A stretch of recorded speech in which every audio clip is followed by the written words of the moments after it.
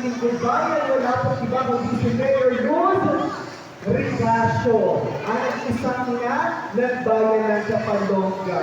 Pero bago po ang lahat, hayaan niyo muna po ako na magpakilala sa inyong harapan. Ako po si J. Lord Parale, also known as DJ King. Ayan, naging isang hari ng radyo sa DWFM Cibol Radio. At bago po ang lahat, meron naman po akong gustong ikika sa inyo. Si DJ King ay isa rin pong marites sa bayan ng Kapalonga. Okay lang po ba nag-business ko sa inyo? Okay lang po ba? Okay, sige, i-business ko sa inyo mga bagay na yan. Pero, bago ko i-business sa inyo mga bagay na yan, pwede ba huwag nyo akong sumbong kay Mayor? Pwede po ba yun? Kasi baka ako magaling na rin Mayor. Okay, ang unang bagay na gusto kong i-chika sa inyo, alam niyo po ba, mga kamarites, na si Mayor Rigasio ay inapumahan niya ang kolehiyo dito sa bayan ng Kapalonga. Palakpakan po natin yan. Okay, meron na po tayo ang kolehiyo dito sa bayan ng Kapalonga. Dinala ng Mayor Rigasio ang Camarines North State College, Kapalonga Annex, dito po sa bayan ng Kapalonga. Para po, hindi na po tayo pupunta sa ibang mga pupo natin, mga anak, ay hindi na po lalayo para makapagtapos ng kolehiyo. Dahil magkakaroon na po tayo dito sa ating bayan ng Kapalonga. At hindi lang po yan, mga minamahal natin senior citizen. Alam niyo po ba na si Mayor Rigasio po sobrang pagmamahal sa inyo? Nakikita niyo po ba yung dalawang umiikot sa taas? Yan po ang pinagawa ni Mayor Rigasio para po medyo mabawasan ang init kapag meron pong programa tulad na lamang po ang ginagawa natin ngayon. At hindi lang po yan, pagpasok niyo po sa taas, meron na po tayong elevator. Kung gusto kami sa kanilan na makipag-usap kayo kay Mayor Rigasio personal, hindi na po kayo mahirapan pag umakyat sa taas. Hindi na po mahirapan ang inyong mga kasukasuan dahil nandiyan na lamang po ang elevator. Isang pindot nyo lang, pagbukas ng pintuan, nasa taas ka na. Palakpakan natin, Mayor Luz Rigasio.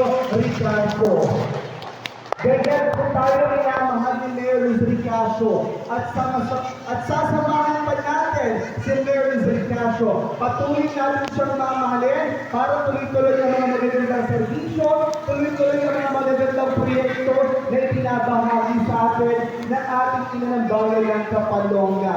Sama-sama tayo muli at magkakasama-sama sa darating ng Mayo 2025. Maasahan po ba namin yan? Maasahan po ba namin yan? Ay, wala akong narinig. Isang malakas na malakas! Maasahan po ba namin yan? Wow! Hindi naman po sila galit. So, maya-maya lamang po, pagdating ng ating municipal treasurer's officer, matatanggap nyo na ang mga magagandang resyado. Ayan, siyempre, para po yan sa inyo lahat. At siyempre, dagdag ko na lang din po sa inyo lahat ang mga bagay nito dahil hindi po kayo, wala po kayong access sa DWFM. Kaya hindi po nag-announce po ang mga bagay nito. Noong po nagdaang taong year 2023 ay nagkaroon po tayo ng award ng High Functionality Rating in Patient Order Award dahil po yan sa regional level. At nagkaroon po tayo ng another award in 2023 ng Cities Municipality Competitiveness Index, rank 18 for first and third class municipalities. At ang magandang balita ngayon, ngayong 2024 para po sa lahat ng ating mga senior citizen. Number 2 na po, 7 class na po ang bayan ng Kapalonga na maunlad sa buong lalawigan ng Camarines Norte. Palapag po natin si Mayor Luz Rigasio. Ganyan po malungkunan, ganyan po trumabaho, ganyan po magserbisyo ang ating ina ng bayan ng Kapalonga. Kung wala po siya, hindi magiging progreso, hindi magiging maunlad ang ating bayan ng Kapalonga. Sa kanyang pagsumikap, talaga na makitang-kita natin ang rapid change, ang malaking pagbabago sa ating bayan. Ang nagbabago ng mukha ng bayan ng Kapalonga. Totoo nagsaservisyo. Kung mapapansin po natin, laging present si Mayor. Laging ginagawa ng paraan para magawa ang mga magagandang project, services na talagang napakikinabangan ng mga dalan ng ating mga kababayan dito sa bayan ng Kapalonga. At hindi lang po yan, nagtaas ng klasifikasyon ng ating municipality from 3rd to 2nd class ang ating bayan. At patuloy natin sasamahan sa dating na Mayo 2025 ang ating bayan ng Kapalonga.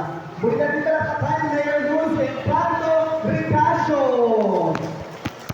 Ayan, yan yung mga bagay ay pinipismis ko sa inyo.